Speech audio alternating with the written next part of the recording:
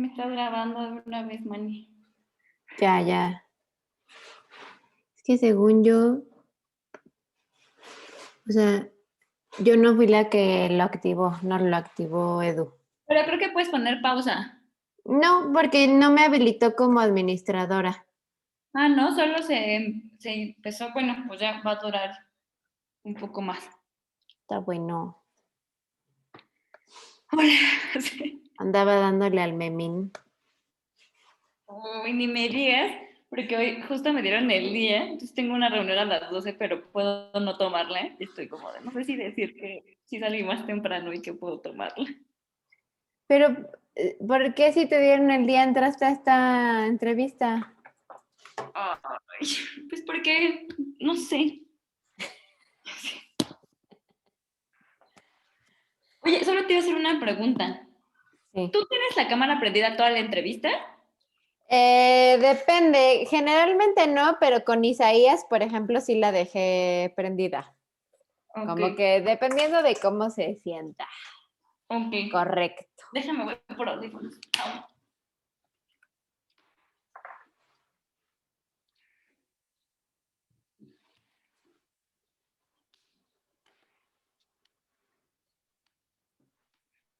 Ay, qué bueno que nos recordó Are de enviarle a Marce las grabaciones porque no le he enviado la de Isaías.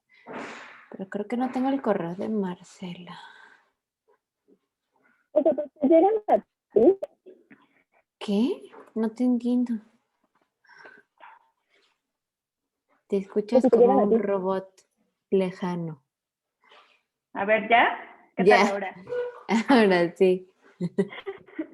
Que sí, las grabaciones te llegan a ti. Se la pedía, antes no, pero le pedí esa, como Are nos justo pidió que se las pidiéramos a Eduardo y se las mandáramos a Marce, entonces se la pedí terminando la reunión, la entrevista y ahorita hay que pedirle esta. Sí, y le voy a tener que pedir la de ayer. Lo que estoy, si tenemos el correo de Marce para mandársela. Marcela, ¿será su correo? No.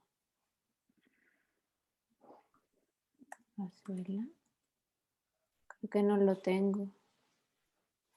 ¿Tú lo tienes? ¿No te parece como si pones No, Marce? no, justo es lo que estaba. Ah, mira, Mira, ya ya me puedes hicieron a ponerle mí. pausa. Sí, Sí, ya puedes. listo, de una vez para que no se nos vaya a ir. Espérame que no se vaya a hacer que me mande. No.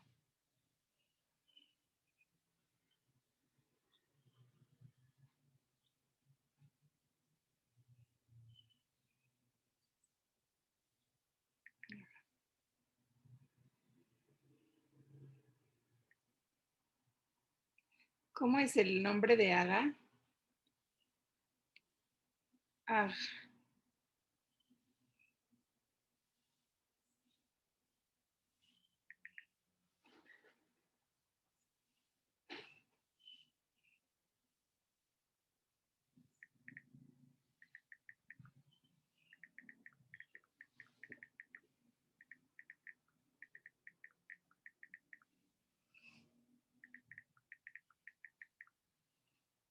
Ay, yo te estaba hablando, Marce, y estaba en mute. Agnieszka se llama.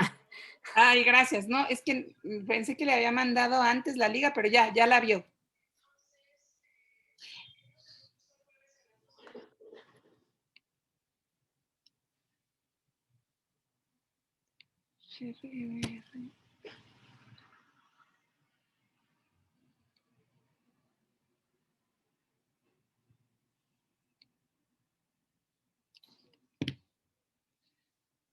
Que ahí viene ya.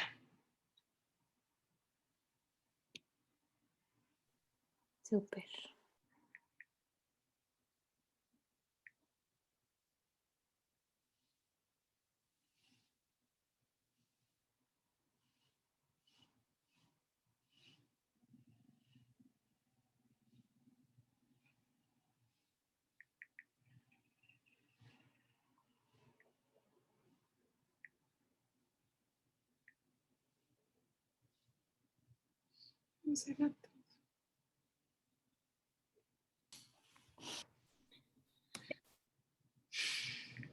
Hola, buenos días. Hola, Aga. ¿Cómo estás? Qué gusto. Gracias. Igualmente. ¿Cómo Igualmente. estás? Muy bien, muchas gracias. Muchas gracias. Sí, todo bien. ¿Ustedes qué tal? Qué gusto tenerte acá. Gracias por darnos este ratito, Aga. No, hombre, al contrario, estoy muy curiosa de la investigación que están haciendo. Ay, espérame, no había encendido mi cámara. Ya está. No, pues encantadas. He oído mucho de ti. Me da muchísimo gusto poderte conocer ahora así y ojalá que algún día presencialmente. Sí, yo también he escuchado mucho de ti y creo que somos amigas virtuales, ¿no? Somos amigas. En los Qué espacios, lindo. en los espacios del ciberespacio, ahí nos hemos encontrado, sí. Pues mira, lo que estamos haciendo es una investigación, como te conté así a grandes rasgos, para como entender el estado de la cuestión de las personas jornaleras agrícolas, qué ha pasado los últimos años, dónde estamos, qué debería de pasar, por dónde empujar para pues lograr el reconocimiento de derechos, etcétera. Entonces, si quieres, antes de comenzar, nos presentamos porque ya nos viste aquí a una bola. Sí. Somos todas equipo de Fundar, pero si quieres que cada una te diga. ¿Quién se arranca? Mane, Clau. Yo me arranco. Hola, Aga. Bueno, ¿te puedo decir, Aga? No nos Sí, conocemos. claro. Yo soy Mane, trabajo en el área de relación con donantes en Fundar y pues ahora también formo parte del equipo que está trabajando en la agenda de personas jornaleras. Mucho gusto. Igualmente. Hola, igual. Mi nombre es Claudia García, mucho gusto. Trabajo en el área de gestión institucional y del conocimiento en Fundar y pues también como MANE estamos con la agenda de personas jornaleras agrícolas. Perfecto. Hola, yo soy Leonor y yo estoy apoyando a Marcela en la investigación. Excelente, mucho gusto. Pues yo también me presento. Mi nombre es Agnieszka, me dicen Aga y por favor llámenme Aga. Y trabajo para la Fundación Avina actualmente dentro del programa Migraciones en la Fundación Avina. Es un programa regional y dentro de este programa coordino un proyecto que se llama Periplo. Tiene como objetivo fortalecer el sistema laboral dentro de las cadenas de suministro de la industria agrícola. Por lo tanto, pretende tener impacto en las condiciones laborales de las personas trabajadoras agrícolas. Y creo que por eso estamos aquí, ¿verdad? Por eso estamos aquí, porque todos estamos buscando mejorar las condiciones Exactamente. de las personas agrícolas. Pues muchísimas gracias. Pues No, yo estoy ahora colaborando con Fundar para justo hacer esta investigación, ¿no? Como asesora externa, vamos a decir, consultora externa. Y llevamos pues un ratito, desde el año pasado que se creó la Alianza Campo Justo, con el fin de, pues eso, de que se visibilice, ¿no? Algo está pasando, algo está empeorando, ¿no? Como si estuviera bien, pues se podía estar peor, ahora no hay programas para los trabajadores, jornaleros, en fin, queremos unir esfuerzos, visibilizar la situación y el objetivo de esta investigación también es recuperar cosas valiosas que se hubieran hecho en otros momentos y que pudiéramos tener en cuenta, ¿no? Para establecer una ruta de hacia dónde continuar. Entonces, bueno, pues en ese sentido me arranco contigo, Aga, preguntándote primero que nada, pues cómo es que llegas tú al tema de personas jornaleras agrícolas, por qué es que te interesa, cómo te fuiste involucrando. Ay, pues gracias por esta pregunta y es una pregunta que yo creo que en lo personal tengo un interés, obviamente, con todo el tema de la justicia social y justicia económica, pero mi andar hacia el tema tiene que ver con el trabajo que hago en Avina y en particular con el trabajo que he desempeñado a lo largo de los últimos 2 años como consultora de Avina en el programa Migraciones. dentro del programa Migraciones de Avina se definió un eje de trabajo que está ligado con la movilidad laboral de las personas migrantes. Entonces, desde ahí es desde donde nosotras empezamos a abordar este eje de trabajo en Avina. Y eso nos ha llevado poco a poco a identificar oportunidades específicas de incidencia y de generación de cambios y de transformaciones que se pueden realizar en diferentes ámbitos. En particular en México, definimos que había una oportunidad que se estaba dando ahora de trabajar en el sistema laboral de migrantes internos y migrantes temporales transnacionales, en particular los que migran hacia Estados Unidos con visas H2A. Entonces, en realidad, el abordaje que hemos hecho en un principio estaba ligado con nuestra agenda migraciones, que en otros países tiene que ver, por ejemplo, con la inclusión social de personas deportadas y retornadas, en otros con refugiados y refugiadas que también buscan una inserción laboral. Y en México hemos ido acotando esa agenda y ahora estamos concentradas en el tema de condiciones laborales de personas trabajadoras, específicamente en la industria agrícola. Okay. Y lo digo porque los enfoques, el enfoque inicial que hemos tenido fue desde la perspectiva de la migración y el trabajador como migrante. Y ahora, o más bien el migrante trabajador o el trabajador migrante, y a lo mejor suena como un poco a lo mismo, pero sí los enfoques y los abordajes son distintos. Ahora hemos entendido que estamos...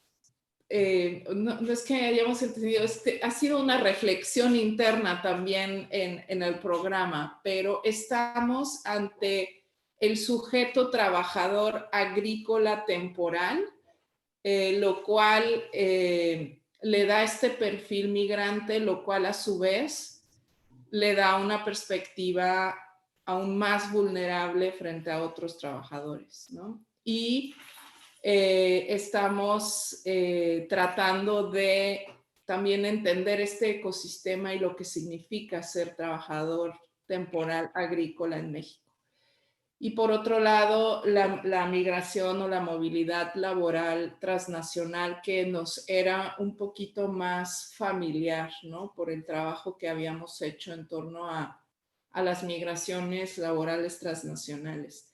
Pero bueno, ya me extendí mucho, pero en realidad ha sido tanto un interés personal como también una reflexión institucional que nos ha llevado a definir más y más este proyecto, ¿no?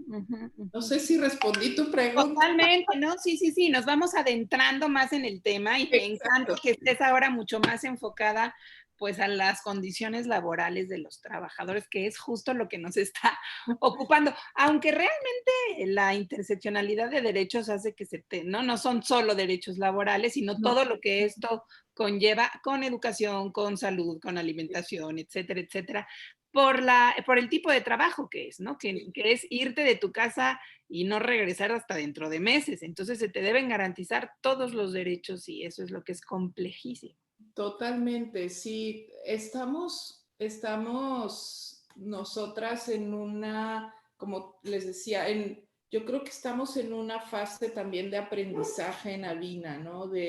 Ante esta complejidad donde identificamos las oportunidades de cambio, ¿no? Y donde podemos enfocar apoyos hacia organizaciones de sociedad civil que ya están trabajando en terreno, que ya tienen iniciativas desde hace muchos años, otras más nuevas, que pueden generar esas transformaciones en beneficio de las personas. Y Y a lo mejor diría que esta reflexión ha sido también construida en conjunto con estas organizaciones, ¿no? Avina es una fundación que se caracteriza por trabajar muy de la mano con sus copartes, o nosotros le llamamos aliadas, ¿no? Organizaciones aliadas de nuestro proyecto, y así es como construimos también nuestras propuestas, ¿no? Ay, perdón. Salud. Gracias. Entonces, ha sido muy enriquecedor también conocer la Alianza Campo Justo, lo que está haciendo Tlachinola, lo que están haciendo otras organizaciones que se han sumado. Y lo digo porque Avina no es sola, o sea, no, de ninguna manera podríamos decir que esto es lo que Avina está proponiendo, sino que digamos, nuestro trabajo está profundamente influenciado, perdón, por las organizaciones aliadas con las que desarrollamos e implementamos estos proyectos, ¿no? Me encanta, de manera articulada. ¿Siempre con sociedad civil, o a veces trabajan con instituciones públicas o académicas? Avina ha trabajado en alianza con instituciones públicas, académicas y con diferentes instancias gubernamentales en diferentes programas. Tenemos 10 programas distintos en Fundación Avina. En esta ocasión, en este proyecto particular, estamos trabajando con sociedad civil. Eso no significa que si se da la oportunidad podamos también apoyar iniciativas de la academia o iniciativas incluso del sector privado, del sector público, perdón. Nuestro proyecto está financiado por Fundación Walmart. Es una alianza que Fundación Avina ha desarrollado con Fundación Walmart, y así es como llegamos un poco a definir la industria, que es industria agrícola en este caso. Y así, en conversaciones con Fundación Walmart, es como iniciamos a diseñar este proyecto, ¿no? Perfecto, buenísimo. Y eso yo creo que también es importante decirlo. Claro, se sabe desde dónde se está trabajando, ¿no? ¿Cuál es? Que no es menor, pues ya nos cuentas. Sí, pero bueno, en este proyecto en particular estamos apoyando con financiamiento a 8 organizaciones de sociedad civil. Como les decía, la característica específica de Fundación Avina es que además de dar apoyos económicos para implementación de proyectos, desarrollamos... Perdón, que el perro parece que le urge salir. Sí. Me echo unos ladridos. Ya. Tengo 2 perros, así que si escuchan... Gracias. Pero bueno, decía, o sea, es un trabajo no solo de otorgar financiamientos, sino también de generar intercambios, espacios de colaboración, de enriquecer también nuestro proyecto y nuestra visión con lo que las organizaciones están haciendo o reflexionando o bueno, en fin, ¿no? Ok, muy bien. No, pues entonces tienes como muchas miradas desde las cuales se trabaja este tema. Y en ese sentido, Aga, me gustaría preguntarte, ¿cuáles consideras tú que son los principales problemas de quienes trabajan en el campo? Las principales problemáticas que enfrentan. ¿Te refieres a las problemáticas una vez que, o sea, no las causas que originan la movilidad laboral, ¿verdad? Sino las problemáticas que enfrentan ya en sus lugares de trabajo, no quizá en sus lugares de origen? Yo te diría que nuestro proyecto se divide en 2 grandes como aspectos. Uno es el reclutamiento y todo lo que tiene que ver con el reclutamiento, y ahí identificamos varias problemáticas, y luego las condiciones laborales en el lugar de trabajo. Y ahí también estamos como identificando varios elementos clave, ¿no? Pero depende también muchísimo de la población de la que estemos hablando, si si son comunidades de origen de zonas indígenas, si tienen, si migran en familia o migran solos, en fin, ¿no? O solas. Pero bueno, en el reclutamiento lo que identificamos sobre todo como un problema a atender son los fraudes durante el reclutamiento, sobre todo en el reclutamiento para trabajadoras migrantes transnacionales que migran con visas H2A y todo lo que tiene que ver con el fraude y el engaño durante el proceso de reclutamiento y de la oferta del trabajo. Y eso ocurre con bastante frecuencia, no solo en la industria agrícola, sino en todas las industrias. Y ocurre tanto a través de agencias de reclutamiento como de reclutadores contratados por las empresas. Y eso es un tema que estamos tratando de abordar a través del proyecto. Y luego, para el tema de las condiciones laborales, definitivamente uno es el tema de la Alianza Campo Justo, que es el salario, ¿no? Y todo lo que tiene que ver con el salario profesional, pero también cómo las empresas pueden definir un salario universal que pudiera a lo mejor ayudar a incrementar el poder adquisitivo de las personas trabajadoras agrícolas, pero al mismo tiempo nos estamos enfrentando con la problemática del trabajo por destajo, por jornada, ¿no? Y el trabajo, y el pago por destajo versus lo que es el trabajo por un salario mínimo, ¿no? Entonces, definitivamente nos interesa apoyar iniciativas que tengan que ver con políticas públicas y con fortalecer iniciativas que conduzcan hacia un salario mínimo profesional universal y fortalecer esos esfuerzos. Y luego, acceso a servicios de salud que tienen que ver con prestaciones sociales para trabajadores, trabajadoras y todo lo que tenga que ver con prevención de discriminación y abusos en contra de las mujeres.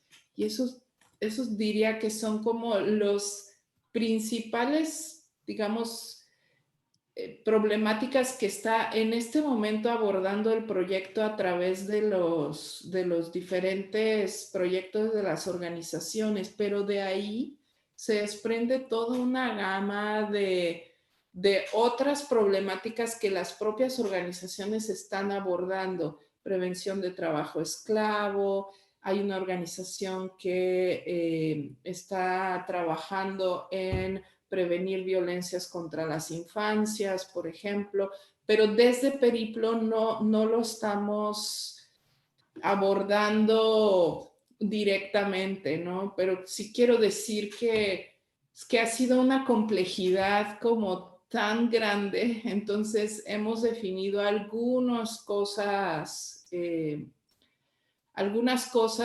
como más particulares, pero si tú lees información sobre nuestro proyecto, dice prevenir abusos en el reclutamiento y prevenir violaciones durante el empleo, lo cual abre muchísimo. Es inmenso, sí. Súper grande.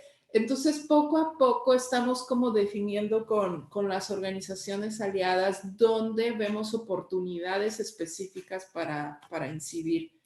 Es importante decir que nuestro proyecto se enfoca en actividades que tienen que ver con fortalecer conocimientos y capacidades de las y los trabajadores agrícolas, pero también con promover buenas prácticas con las empresas y ahí está mi... un coro. Y promover recomendaciones de políticas públicas. Entonces, estamos en un proceso de construcción de esas oportunidades y de esos, digamos, ejes de trabajo que son comunes en las agendas de las organizaciones y que presentan oportunidades en este momento en el contexto mexicano. Está enorme y súper desafiante este proyecto, me parece fantástico. Por eso te decía, yo creo que, o sea, estos elementos que estamos identificando de prevención de fraudes en el reclutamiento, el salario y acceso a servicios de salud son algunos de los aspectos prevención de discriminación contra las mujeres. Son algunos de los aspectos comunes que tienen los proyectos. Y de ahí, bueno, pues toda una gama de otras cosas que las organizaciones enfrentan pues en su día a día, ¿no? Aga, cuéntanos un poquito más, así voy desmenuzando uno por uno, del reclutamiento. Nos dices los fraudes, los engaños, especialmente a migrantes.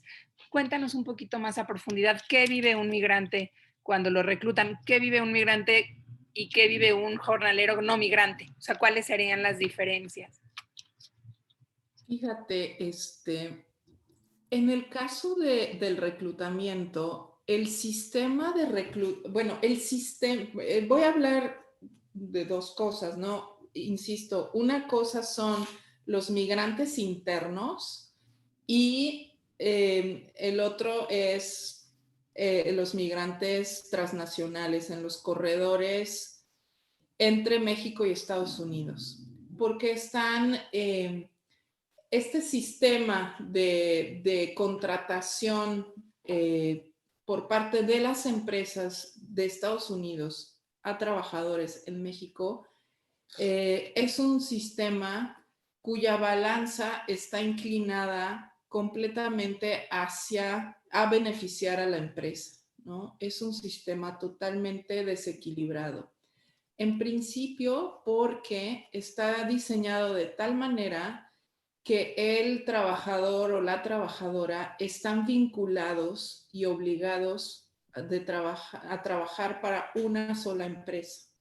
Y esa empresa es la que se encarga de tramitar su visa y de tramitar su permiso de trabajo. Por lo tanto, el trabajador o la trabajadora de entrada tiene un vínculo directo con una sola empresa que es la que, entre comillas, controla todo el proceso de su viaje a Estados Unidos. Cuando decimos reclutamiento, no es solo reclutar a las personas, sino es gestionar todo su proceso de inclusión en el centro de trabajo en Estados Unidos. Y eso tiene que ver con primero que nada, identificar a los posibles o potenciales trabajadores en la comunidad de origen. Entonces, imagínate que la empresa contrata una persona reclutadora. Normalmente es una persona de la propia comunidad que va a la comunidad y invita a los potenciales trabajadores a ocupar un puesto de trabajo. Y luego empieza todo un proceso que esta persona o una agencia realizan. Entonces, durante este proceso es donde ocurren fraudes, engaños, qué tipo de fraudes les cobran, cobros indebidos, engaños tipo les prometen una cosa y es otra, también lo que hemos visto con mucha frecuencia es que se les ofrece un tipo de trabajo a los hombres, pero no a las mujeres. Y ahí es donde empieza la discriminación en contra de las mujeres. Aunque las mujeres quieran un trabajo, se les niega la oportunidad de solicitar ese puesto de trabajo por ser mujeres, por creer que no pueden o porque no son suficientemente fuertes o etcétera, etcétera, ¿no? Toda una serie de discriminaciones. Entonces, cobros indebidos que en realidad pues, son fraudes, engaños sobre las condiciones laborales, y discriminación en contra de las mujeres para ciertos puestos de trabajo es lo que identificamos. El sistema de gestión del reclutamiento y de la inserción de los trabajadores tiene varias fases. Incluye esto: reclutamiento en comunidad de origen, trámite de las visas y de las plazas, y lo que tiene que ver con el transporte también, ¿no? Entonces, son como diferentes elementos que componen el proceso de reclutamiento. Una vez que la persona ya está en Estados Unidos y que ya está trabajando para la empresa, ahí hay toda una serie de otras cosas que pueden ser abusos o violaciones a derechos humanos, o puede que no, pero normalmente bueno, en Estados Unidos esto ha mejorado enormemente en los últimos años por varias razones, incluyendo demandas en contra de las empresas y campañas que se han realizado. En México todavía estamos un poquito más en otro contexto, ¿no? Aunque ya hay algunas buenas prácticas de las empresas en ese sentido. Ujú. Entonces, bueno, eso es lo que estamos trabajando a través de este proyecto, ¿no? Ok. Eso nos hablas en cuanto a los principales problemas de reclutamiento que están difíciles, que hay que vigilar. ¿Cuáles en cuanto a las condiciones? Decías el salario, y me importa esta diferencia, ¿no? Que decías por salario o por, ¿cómo se dice? Por destajo. Destajo. ¿Cuáles son las ventajas de que te paguen por salario y cuáles las que te paguen por destajo? Fíjate que, bueno, lo que entendemos ahora es que el pago por un salario tiene per se una implicación, ¿no? Y es el seguro social. Y entendemos que si una empresa está contratando trabajadores y trabajadoras, ya desde que los llamamos nosotros trabajadores y trabajadoras, tiene una connotación. Y ahí donde empezó nuestra reflexión, ¿verdad? Empezamos llamándolos jornaleros agrícolas. Ajá. Jornalero agrícola es alguien que trabaja por jornada, probablemente trabaja por destajo, y es como en México normalmente hemos llamado a los trabajadores agrícolas, pero estamos nosotras trabajando también en esa narrativa. Para nosotras, el hecho de que son trabajadores, trabajadoras, que reciben un salario por parte de la empresa, los hace beneficiarios o acreedores, o como quieran llamarlo, a beneficio social, ¿no? A la seguridad social. A seguridad social. Es decir, la empresa está obligada a inscribir al trabajador y a la trabajadora en el IMSS, y por tanto, pues proveer sobre todo, bueno, servicios de salud, ¿no? O asegurar que el trabajador esté inscrito y por lo tanto, bla, bla, ¿no?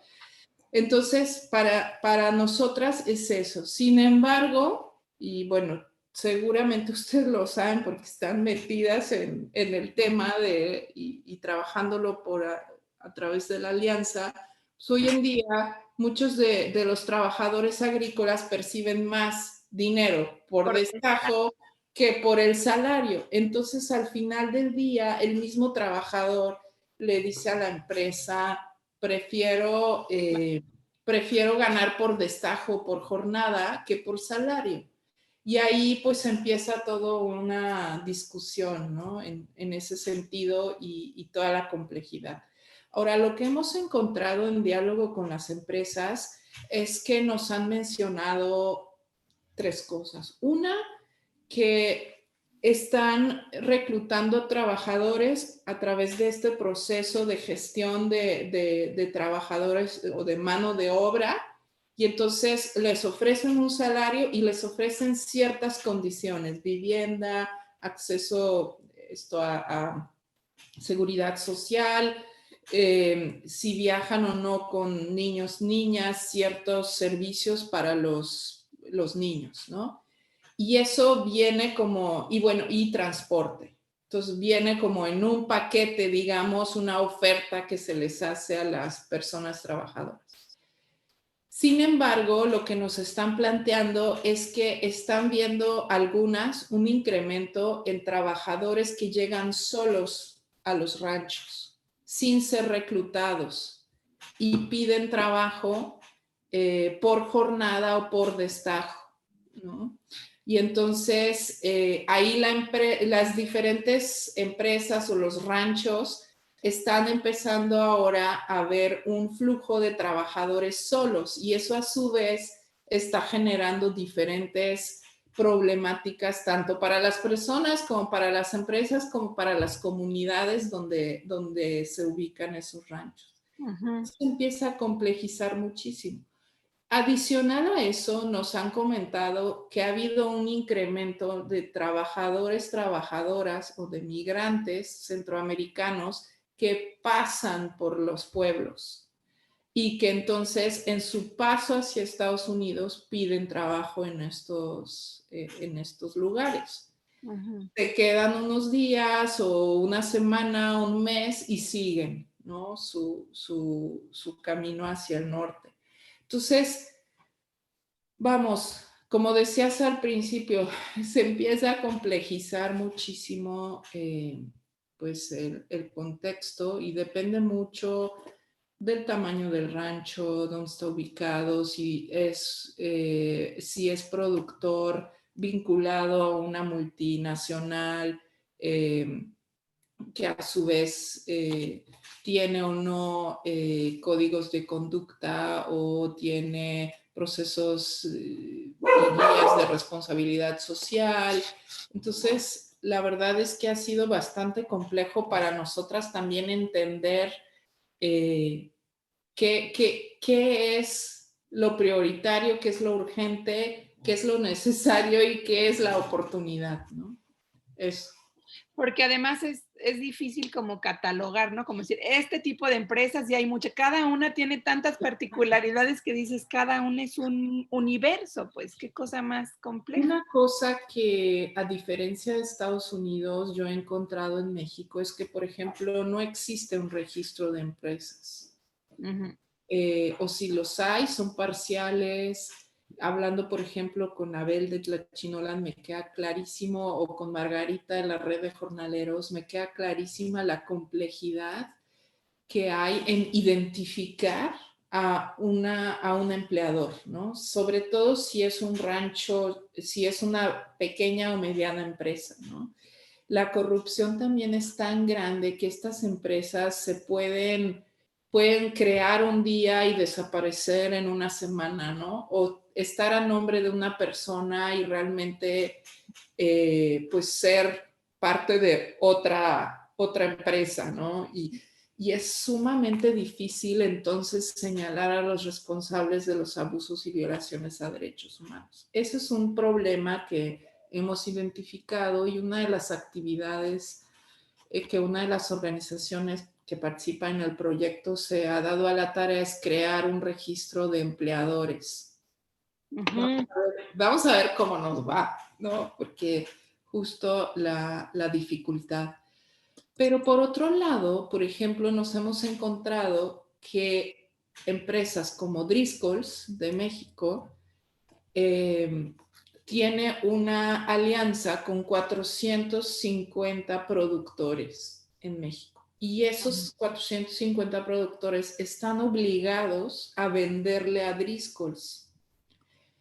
Eso significa que Driscoll's sabe quiénes son, dónde están, cuántos trabajadores emplean, y promueve entre estas 450 empresas buenas prácticas, tienen que cumplir con ciertos estándares, etcétera, etcétera, para prevenir lo que la empresa llama los riesgos sociales, ¿no? Entonces, hay como esos dos aspectos dentro del ecosistema del sector privado que nos hemos encontrado, ¿no? Por un lado, empresas que han desarrollado estos sistemas que les permiten tener un cierto control con sus afiliados o productores, si son asociaciones o si son empresas multinacionales o exportadoras, Ujú. y otras que están, pues, como te decía, ¿no? Con esta, digamos, informalidad y complejidad y más bien, pues, sin ningún control o sin asumir ninguna responsabilidad, ¿no? Ujú, ujú. Ahora pasemos al tema de las mujeres. Justo lo tienes entre tus prioridades y es uno de los que más nos interesa a nosotras también, ¿no? ¿Cuál es la situación de las mujeres jornaleras agrícolas? ¿Cuál la de las niñas? ¿Qué tendríamos que hacer con eso? Fíjate que en particular en el proyecto que estamos ahora llevando a cabo, como les decía, nos estamos enfocando en prevenir discriminación en el proceso de reclutamiento en específico, y estamos explorando, todavía no lo tengo muy claro, en dónde hay oportunidad para incidir y en qué en específico durante el proceso o dentro de las condiciones laborales, ¿no? Nosotras en el proyecto nuevamente pusimos algo súper general, ¿no? Prevenir abusos contra las mujeres durante el empleo. Ujú. ¿No? Pero ¿qué significa eso? Todavía no lo tenemos claro, ¿no? No lo tenemos tan en blanco y negro y estamos más bien en una fase exploratoria con las organizaciones. Ahora, una cosa que estoy en diálogo con la FAO México es en entender un poco más el proyecto, no sé si ustedes ya lo conocen, el proyecto que ellos llevan a cabo en México, que está enfocado a mujeres jornaleras agrícolas en Oaxaca y en Jalisco, y que tiene que ver con proveer servicios de salud y seguridad social específicamente a mujeres durante el periodo de contratación. Entonces, esa es una oportunidad que creemos que puede ser una buena experiencia, una buena práctica, y parece que hay avances en ese sentido. Entonces, prevención de discriminación durante el reclutamiento es un eje de trabajo que ya lo tenemos mucho más claro, y que tiene que ver con la apertura de oportunidades por igual a hombres y mujeres para la contratación, para los puestos que las mujeres deseen solicitar empleo, no discriminación y salario igual por trabajo igual, ¿no? Ujú. Entonces, eso es, y sobre todo en los procesos de reclutamiento transnacionales. Y luego, durante el empleo en México, todavía lo tenemos como con un signo de interrogación, y estamos ahora organizando una primera sesión con las organizaciones con las que estamos trabajando para ver dónde podríamos incidir, si es prevención de abuso y hostigamiento, si es, qué es, ¿no? Además de que nos enfrentamos, bueno, con la cultura de violencia de género en México, que inicia en la comunidad de origen y en el núcleo familiar incluso muchas veces, y se traslada también a los espacios laborales, ¿no? Y que es parte de todo un sistema y de una violencia estructural. Y por eso a lo mejor es tan complejo, pero no sé, estamos como en esa exploración en este momento, ¿no? Ujú, ujú. ¿Qué sistemas de protección existen, por ejemplo? No lo tengo tan claro, ¿no? Tenemos pendiente una conversación con ONU Mujeres. Uno de nuestros aliados del proyecto está también en conversaciones con el INMujeres. Entonces, todavía me falta un poco más de elementos de qué se podría hacer. Entiendo también que la CONAPRED ha tenido trabajo en ese sentido. Necesito explorar un poquito más ahí, pero sí, no lo tengo tan claro todavía. ¿Tú qué crees? Que me decías que trabajas Sí. no solo con... El suspiro. Ay, es que es tan grande. Sí, por eso yo creo que identificar oportunidades con las organizaciones es clave. Esto que ustedes están haciendo es una excelente iniciativa, la verdad. Y me encantaría ver los resultados porque... cuenta con eso. Sí, definitivo. Pero bueno, me ibas a preguntar algo. Te iba a preguntar, que en este enfoque que nos dices que tienen también, ¿cuáles son las obligaciones o las recomendaciones que se hacen a las empresas, ¿no? ¿Cuál es su responsabilidad social en todo esto? Hay una parte que desde luego le toca al Estado, hay otra parte de capacitar personas jornaleras, como la decías, pero las empresas, ¿cuál es su papel para poder garantizar derechos a la salud, al trabajo, a la educación? ¿Qué les toca a ellas? Fíjate que es interesante, ¿no? Yo creo que algunas de mis conversaciones con las empresas ha sido un descubrimiento y otras ha sido una confirmación, ¿no? De lo que ya sabemos, de que no saben, de que no saben, no les interesa, o si les interesa no saben y necesitan insumos y apoyo.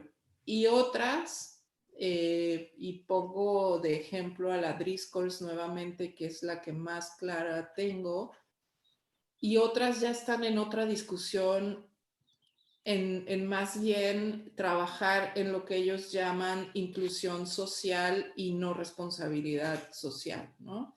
Entonces empiezo por la buena experiencia que he conocido, ¿no? La empresa asume una responsabilidad dentro de su ámbito, ¿no? Que es su propia empresa al interior y con los trabajadores, trabajadoras que emplea ella misma o sus proveedores. Y ahí es necesario entender toda la cadena de suministro, ¿no? Y en la cadena de suministro participan diferentes empresas. Pueden ser transportistas, empacadores, agencia reclutadora, etcétera, ¿no? Entonces, bueno, pero entonces, una vez que han entendido como qué necesitan para asegurar un estándar laboral, como ellos le llaman, que es vivienda digna, servicios de salud, servicios de guardería o de educación para niñas y niños, y sus responsabilidades que ellos le llaman medioambientales, que impactan también al trabajador y trabajadora. Uso de pesticidas, uso de fertilizantes químicos, cómo eso impacta en la salud de los empleados, ¿no? Driscolls lo que nos comenta es que esa parte ya la tienen, digamos, cubierta en términos de que han logrado un estándar. Habrá que ver quién los vigila y audita, ¿no? Pero ese es otro tema. Es otro tema. Pero digamos que es así.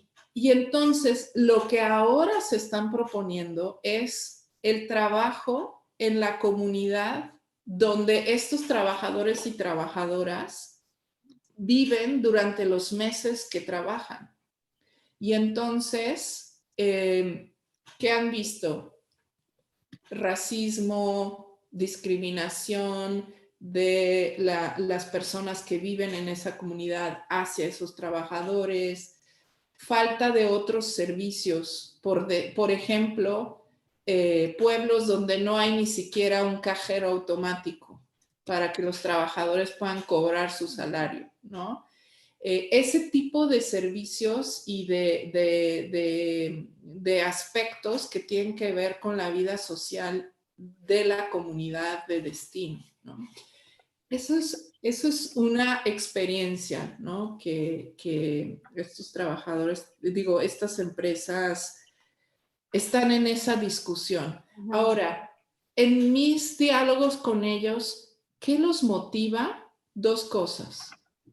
Yo les soy súper sincera. Llegué a las conversaciones con las empresas a decirles, los principios rectores de las Naciones Unidas y Las empresas me dan exactamente lo mismo, los principios rectores, ¿no? les dan exactamente lo mismo porque lo que les importa son para mí dos cosas. Uno, tener mano de obra.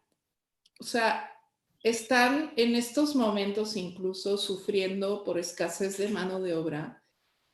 Los empleadores en México, lo que nos han comentado, digo, y nos hemos entrevistado con algunos, hay muchísimas empresas empleadoras en México, pero con los que nos hemos entrevistado nos comentan, nos interesa que esta mano de obra que tenemos regrese, que no, y que vuelvan estos trabajadores.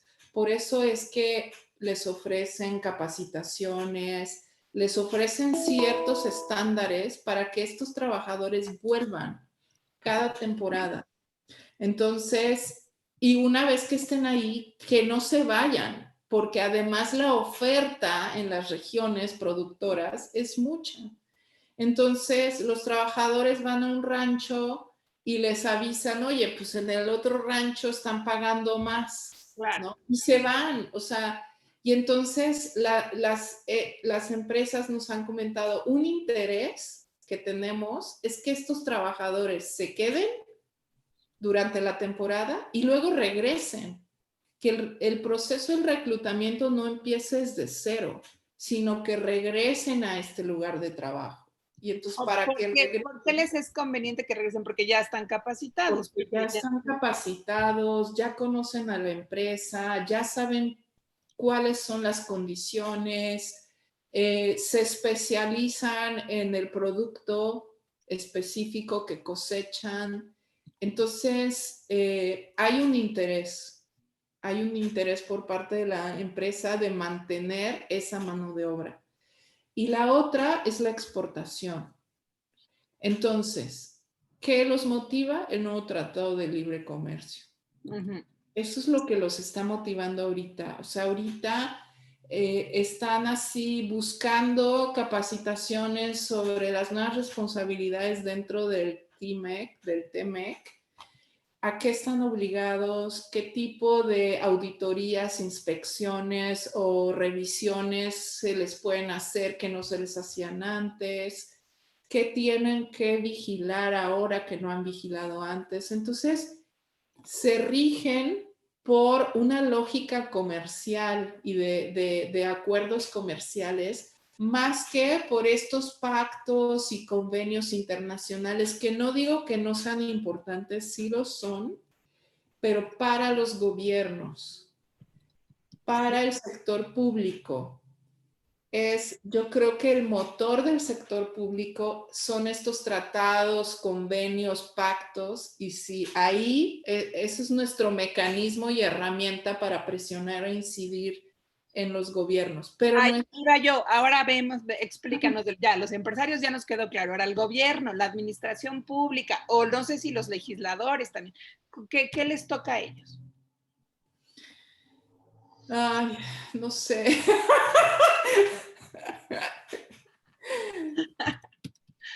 Yo la verdad, les soy sincera, llevo 20 años trabajando en temas de derechos humanos y he llegado como a un punto de escepticismo con respecto al sector público, la verdad. Qué tristeza, pero sí se entiende. Sí, o sea, y más ahora siento muchísima más complejidad y bueno, no sé, pero ¿qué les... Los pactos internacionales a los gobiernos sí les deben de importar. Por supuesto, sí, totalmente. Y yo creo que a nosotras, desde sociedad civil y fundaciones, organizaciones, academia y todo lo que es sociedad civil, tenemos que seguir impulsando y empujando a que el gobierno mexicano asuma las responsabilidades a través de los diversos convenios que ha firmado y pactos. Ahora, en México se está ahora construyendo el Plan de Acción de Empresas y Derechos Humanos. Es una oportunidad nuevamente.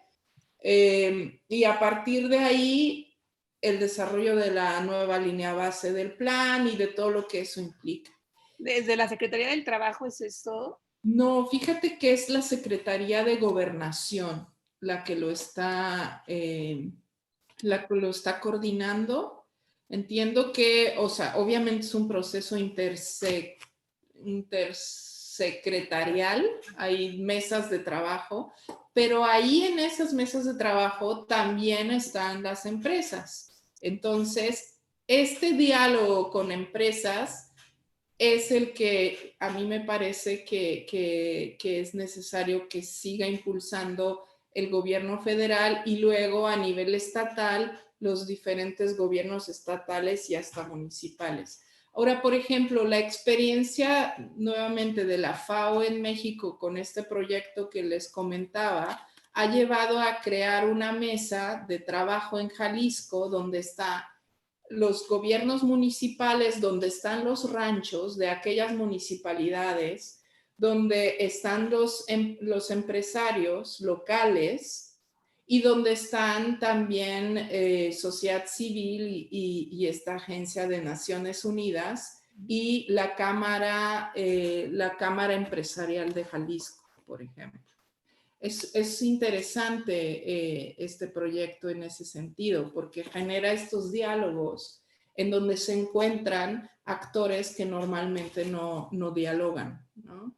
Entonces pienso que por ahí pueden resultar cosas interesantes si nos ponemos a articular esfuerzos intersecretariales con empresas y con gobiernos de todos los niveles. Así es.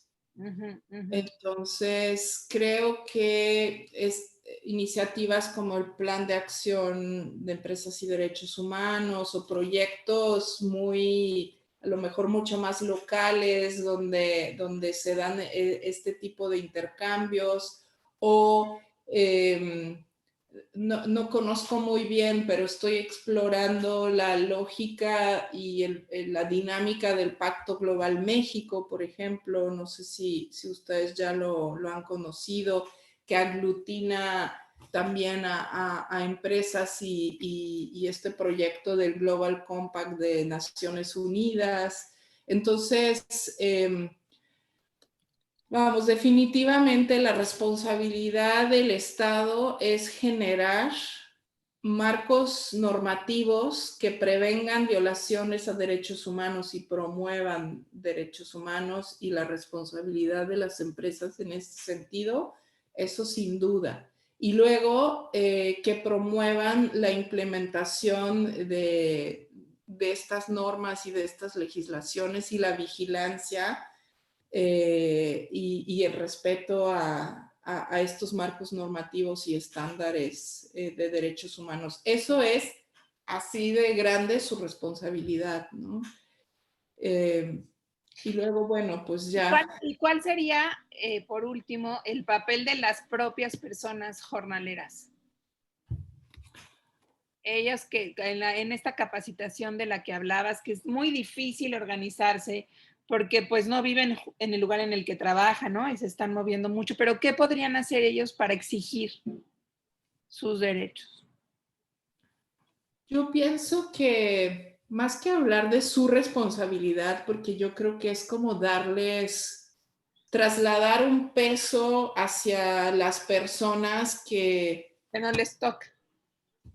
Pues no sé si les toque o no, pero tenemos que entender que esto es un problema del sistema, no de que un grupo de trabajadores esté capacitado o no, ¿no? O sea, en fin, pero esta es una discusión a lo mejor de fondo, pero definitivamente yo encuentro grandes oportunidades cuando los trabajadores y trabajadoras están organizados en el formato que más les convenga y de la manera que puedan.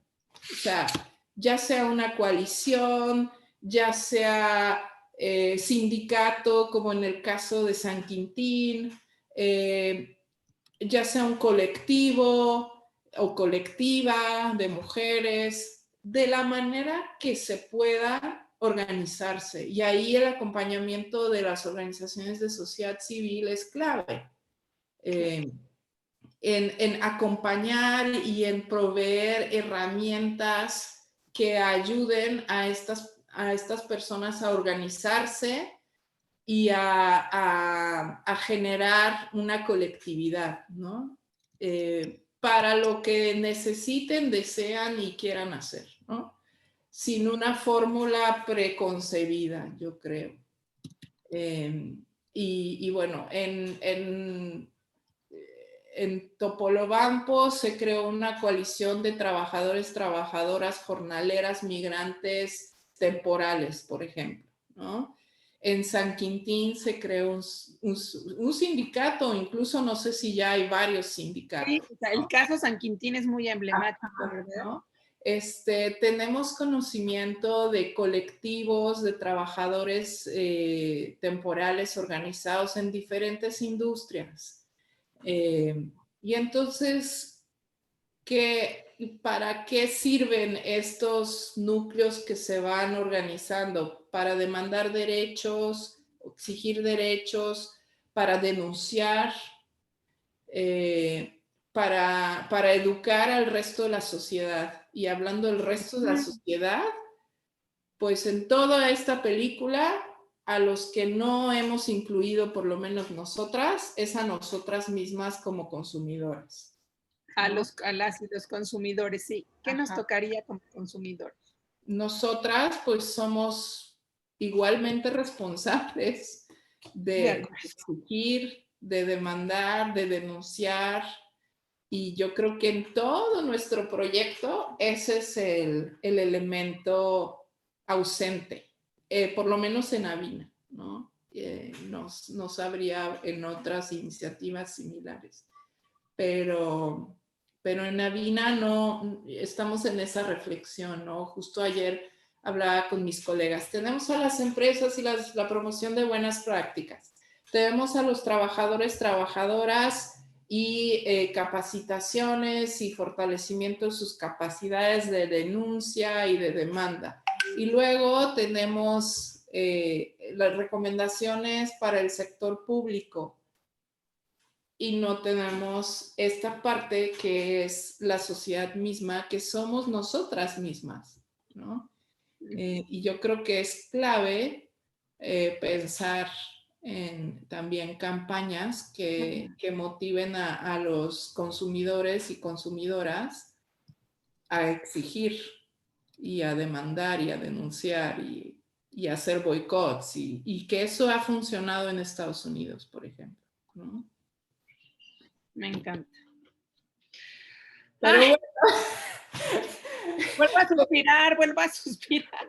Como verán, estoy un poco también explorando y yo misma todavía tratando de entender toda esta complejidad y viendo por dónde realmente Avina puede hacer una diferencia, que son las organizaciones las que nos dicen, ¿no? Aquí esto es lo que hay que apoyar, este es un proyecto que estamos implementando y que está funcionando o que tiene oportunidad de ser una buena experiencia y entonces a eso le estamos apostando, ¿no? Así. Agaya, acercándonos al final, ¿tienes alguna en mente, algún programa, algún proyecto, alguna práctica que digas, esto funcionó muy bien? Como ahora nos decías, ¿no? En Estados Unidos sí ha funcionado mucho que los consumidores se quejen o hagan cosas. Algunos avances que podamos decir, recuperemos esos avances o repliquémoslos. Sí, dame un segundo, Uh-huh. porque tengo una reunión ahora. Nada más déjame le aviso a la... 5 minutitos. Sí, exacto. Déjame le aviso. Espérame. Perdón. No hay problema. Generalmente no nos tardamos más de 1 hora, pero es que es tan interesante que en lo que nos dices que no queremos parar. Yo no quiero. Y Clau, Mane, Leo, por ahí tendrán alguna última pregunta. Piénsensela antes de que se nos vaya.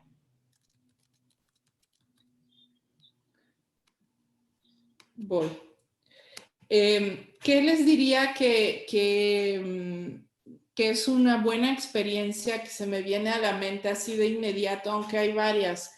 Pero el proceso, no sé si lo conocen, de los Immokalee Workers en Estados Unidos. ¿Cómo se escribe? Ahora les digo, pero no me acuerdo. Pero bueno, esto es Immokalee Workers. Y esto es algo que a nosotras nos gustaría en Avina acercar hacia nuestras organizaciones aliadas y explorar la posibilidad de tener un intercambio de experiencias, porque se trata de una coalición de trabajadores y trabajadoras en Florida. Se llama Coalición de Trabajadores de Immokalee, que no sé si supieron de una campaña de boicot a la cadena de fast food de Wendy's. Ellos son, los trabajadores de Immokalee son, trabajan en la pizca del tomate. Entonces, han hecho campañas de boicot para exigir el aumento en el pago por, ya no sé si de salarios o yo creo que de salarios, sí, estoy pensando en trabajo por destajo o por producto, pero bueno, en fin, podemos leer un poquito más y ver, pero el tema es que esta coalición ha logrado justamente eso, ¿no? 1, conformar una coalición fuerte y 2, tener campañas que involucran a las empresas y que involucran a los consumidores. Y yo creo que ahí ha sido como esa clave en este proceso. Organización colectiva y la alianza que han tenido o la campaña que han tenido involucrando a consumidores en Estados Unidos. Perfecto. Y hay varias otras. Hay la experiencia, por ejemplo, de Endelon, que no sé si conocen, del National Day Laborer Network, que es una red de centros para trabajadores y trabajadoras en Estados Unidos. Y la creación de centros de trabajadores, donde un trabajador puede acudir a pedir información, a presentar una denuncia, a recibir capacitaciones, a informarse sobre procesos de visado, de reclutamiento, ha sido clave. Y eso es una buena experiencia que en México podríamos replicar. Pues de hecho ya hay un centro justo en Topolobampo, Sinaloa, generado por la coalición de trabajadores y trabajadoras temporales de Sinaloa, ¿no? Que también les puedo mandar. Ay, mándanos esa información. ¿Tendrás algún contacto de alguien de Topolobampo a quien yo pueda entrevistar también? Sería genial. Por supuesto, sí. Este es un proyecto que Fundación Avina apoyó el año pasado, justo la creación de este centro. Entonces, sí, con mucho gusto les mando. Te lo agradecemos muchísimo. Por supuesto. Oye, pues bueno, por mi parte no, mira, me encantaría quedarme aquí 3 horas porque te escucho, nos das como rumbo, ruta, tienes mucha claridad y nos ayuda mucho. Pero bueno, todo el mundo tiene cosas que hacer. Pero Clau, Mane, Leo, ¿alguna última cosa que quieran decir a Aga? Pues primero igual muchas gracias por compartir con nosotros, la verdad es que sí nos sirve muchísimo, sobre todo porque algo que vimos con la campaña pasada y que nos pasó mucho es que es muy difícil socializar la agenda en este país, o sea, justo involucrar a los consumidores. O sea, no sé si es porque es un proceso tan largo que no conocemos como quién produce, o sea, es una cadena tan larga que es muy complicado como juntarla, pero creo que uno de nuestros grandes retos ha sido que la agenda se socialice, que se empatice con ella, que sea, pues, o si tú tendrás como ahí alguna de las claves o algunos pienses en realidad, porque sé que también estás como viendo por dónde un poco, porque eso particularmente a nosotros nos costó muchísimo trabajo con lo del salario mínimo profesional. Sí, claro. Yo creo que tenemos que discutir como iniciativas más locales, ¿saben? Normalmente cuando nos proponemos hacer campañas como de sensibilización, tendemos a lo macro, ¿no? Como vamos a sensibilizar a la opinión pública y son todos y es nadie. Y lanzamos campañas que están ahí, pero que yo pienso que tenemos que focalizar un poco más, ya sea geográficamente o por sectores o por grupos de población como muy específica. Y ahí, pues lamentablemente hace falta como más recursos para a lo mejor hacer campañas dirigidas, mucho más focalizadas, con un call to action como muy específico, claro, sencillo, no sé, utilizando